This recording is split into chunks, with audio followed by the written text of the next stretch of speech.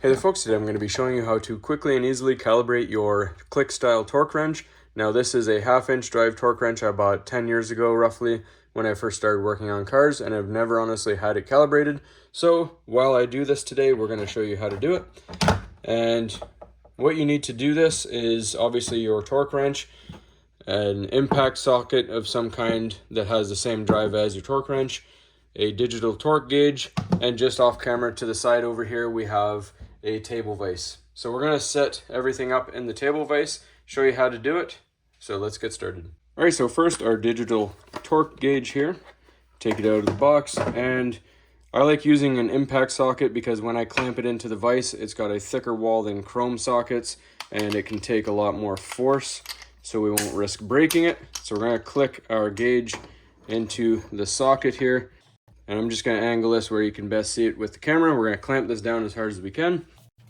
We don't want this thing slipping. So now we're going to set our torque wrench. So we're going to grab the end retainer, unscrew it a little bit, and we're going to set it to 50 foot-pounds of torque. There you see it is set to 50. So we're going to put this into our digital torque gauge and wait till it clicks and see what representation we have on the gauge and see if this is actually accurate. All right, so we take our digital torque gauge and we power it on. And if you can see at the very top corner above my thumb here, it says peak. You want to set the gauge to peak, and that means once you stop twisting, that number will hold and it will tell you where you stopped. So once our torque wrench clicks, we stop and we can see our value nice and clear. All right, so again, our torque wrench is set to 50 foot-pounds, as you can see right there. So we put it in the top portion of our gauge. We're going to hold onto the grip of it on the very end. Make sure that your retaining screw is tightened so your handle doesn't move. And we pull and wait to see what happens when we click it. 42.2. We're going to do it a few more times. 43.3. 42.8. 42.4. So that is very low.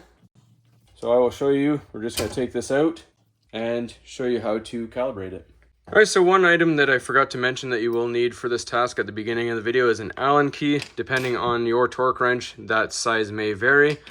So that will be for your calibration. If you look at the side of your torque wrench, you'll have a grommet here. We're going to pull that out, and that is your calibration port. There is a hex screw in there. That's an Allen screw. We're going to put the Allen key in there.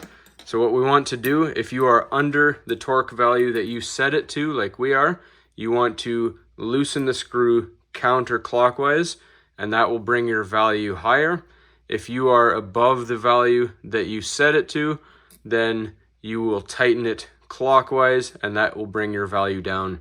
So you saw we were at about 42 to 43 foot-pounds of torque when we were actually set to 50 on here. So we need to loosen ours counterclockwise.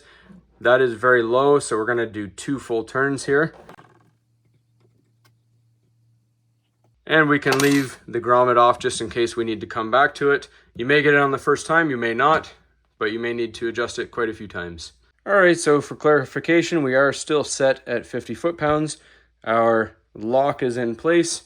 We go back in the gauge, tighten it, and see how our adjustment did.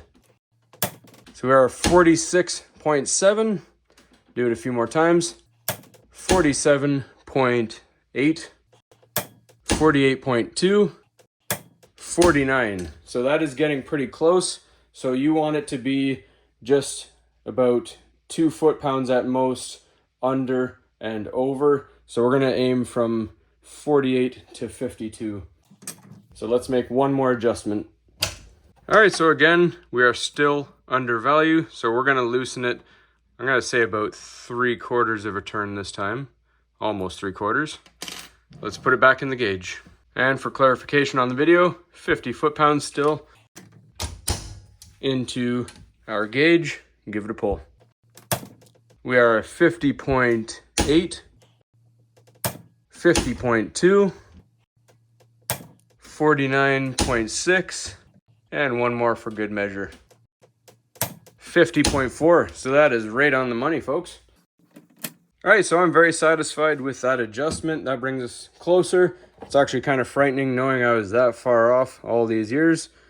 So we put our grommet back in. Now we know we are torquing accurately.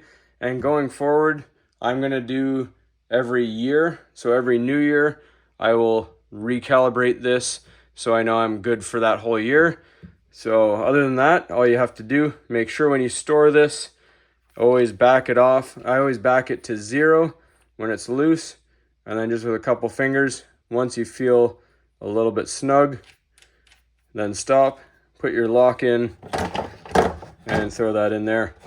Keep it in your case at all times to make sure the calibration isn't thrown off by being jostled and knocked around. That's all there is to it, folks. Hopefully you found this helpful. As always, please don't forget to like and subscribe.